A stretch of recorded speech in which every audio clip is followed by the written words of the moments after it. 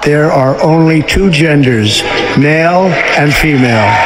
As of today, it will henceforth be the official policy of the United States government that there are only two genders, male and female. Iya Pak, gimana LGBT kayaknya pindah alam Pak.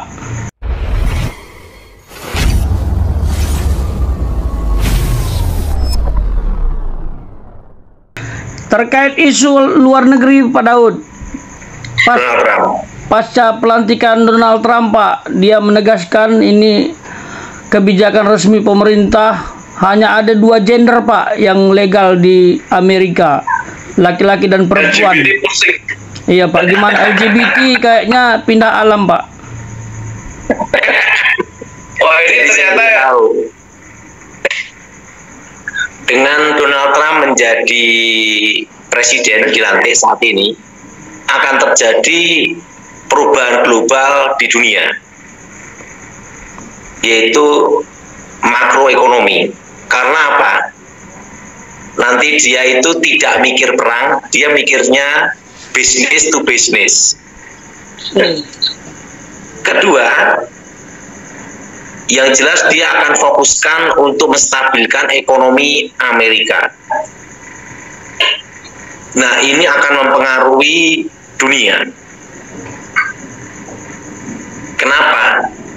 Perang tarif, perang mata uang. Iya. Perang tarif, impor, dan perang mata uang. Dan perubahannya itu nanti kita akan lihat di bulan Maret. Dia akan bikin kebijakan apa? Nah, yang jelas ini nanti Donald Trump ini akan apa? Perang mata uang. Dia ingin mempertahankan US dollar menjadi mata uang satu-satunya yang ada di dunia, yang standar dunia dan diakui dunia internasional. Dan tidak boleh ada menggantikan. Nah, inilah yang memicu namanya perang mata uang. Nah, sudah saya bicarakan tahun lalu bahwa 2025 perang mata uang. Dan nanti yang jelas Indonesia untuk resesi 2025 ini aman. Kenapa aman? Karena sumber daya alam. Kedua, Presiden kita Pak Prabowo menggerakkan ekonomi dengan makan gratis bergizi itu. Itu untuk menggerakkan apa? Ekonomi bawah. Dan ketiga, Indonesia bisa bertahan itu karena apa? Karena Tuhan itu sayang sama Indonesia. Amin. Jadi intinya resesi ini hanya terasa di Jakarta kebanyakan. Kedua, sama yang punya utang bank. Nah, itu pandangan saya demikian. Kaitannya dengan ini tadi Pak Daud, kebijakan Donald Trump untuk hanya ada dua gender, laki-laki dan perempuan saja di Amerika Pak. Nah, itu artinya kan gini ya, Donald Trump itu presiden yang memegang Alkitab, back to Bible ya. Kan Alkitab pemberkatan nikah itu kan Adam dan Hawa. Ya, bukan Adam dan Adam.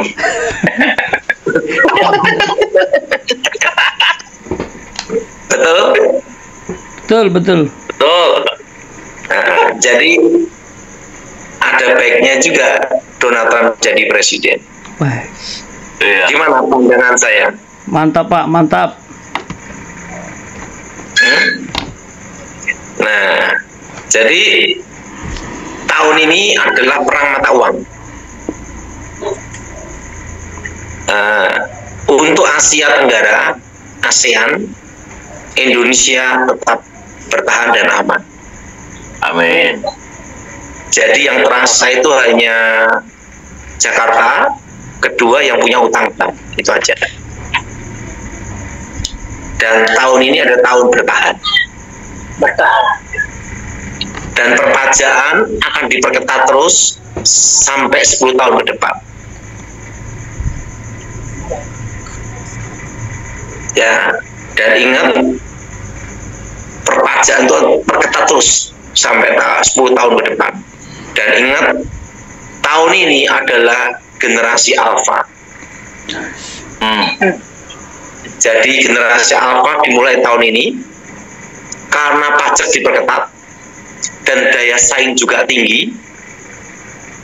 Sebagian besar anak-anak muda yang di bawah usia 30 hanya mengharapkan hibah, wasiat, warisan, dan dimodali orang tua. Karena kalau untuk memulai bisnis sendiri, kan dilihat gajimu berapa, SPT-mu berapa, laporan tahunmu berapa, dilihat dari pajak.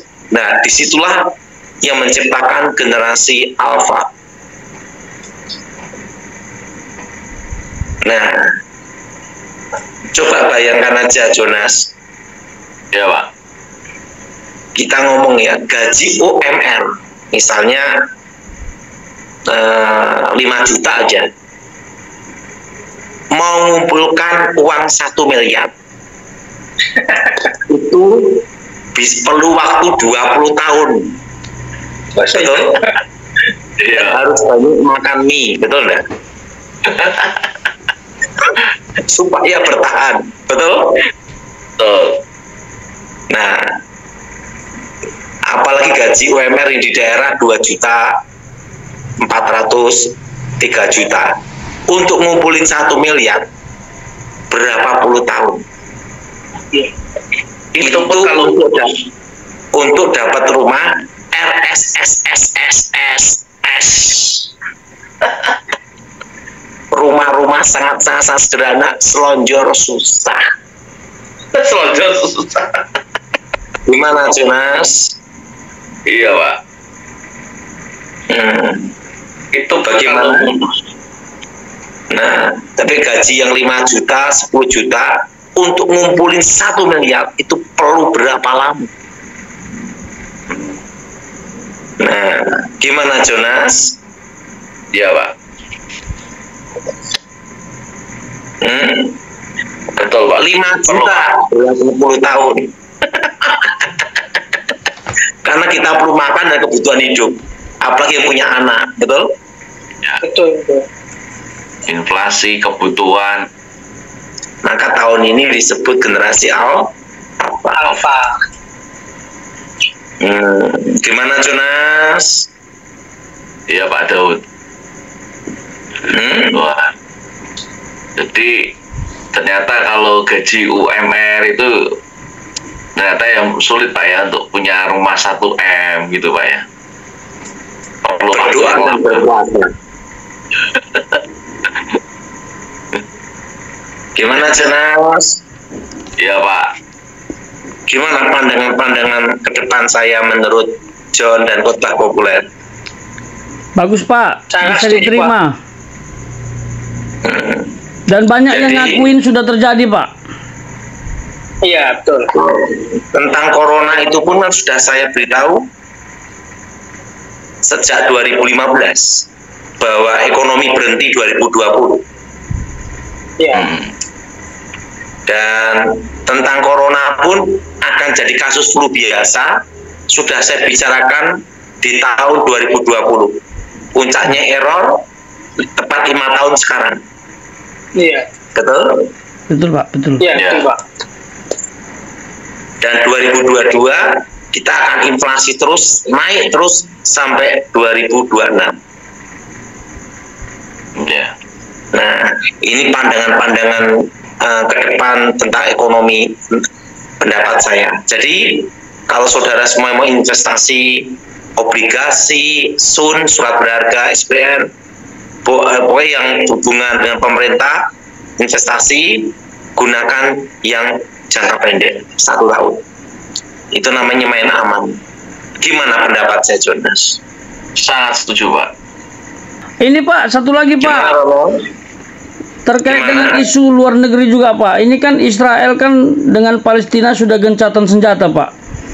Dan ini juga kebijakan Donald Trump itu memutus dukungan ke luar negeri lah. Mungkin kaitannya gimana Pak dengan Amerika Pak? Kan Amerika kan fokuskan ekonominya dulu. Untuk mengamankan ekonominya dia dulu.